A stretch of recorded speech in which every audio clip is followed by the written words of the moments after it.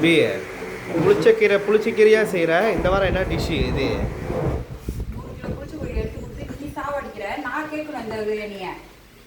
நல்லது தானே, மக்கள் எங்களுக்கு தான் புளிச்சக்கீரை வேணுமா? இது என்ன புளிச்சக்கீரை? பயங்கரமாக இருக்குது.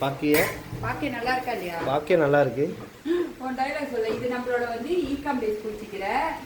ஈகாம்லேஸ் புளிச்சக்கீரைன்ற ஈகாம்லேஸ் இல்லை, நம்மளோட ஈகாம்லேஸ் புளிச்சக்கீரை நான் கொஞ்சம் வித்தியாசமாக செய்வேன் தெரியுதா? ஈகாம்லேஸ் எல்லாம் அரைச்சி போட்டு நம்ம வந்து ஈகாம்லேஸ்லாம் அரைச்சி போட்டு ஈகாம்லேஸ் தனியாக பொரிச்சும் போடுவோம் கடைசியாக நம்ம வைக்க மாட்டோம். ஆனால் இந்த மாதிரி தாளிக்கிறப்ப நான் அரைச்சி போட்டு அதை தாளிச்சு எடுத்து தான் நம்ம செய்வோம். அதனால தான் புளிச்சிக்கிற ஈகாம்லேஸோட நம்மளோட வந்து நல்லா வாசமாக அந்த ஈகாம்லேஸ் வாசம் அவ்வளோ நல்லா இருக்கும்.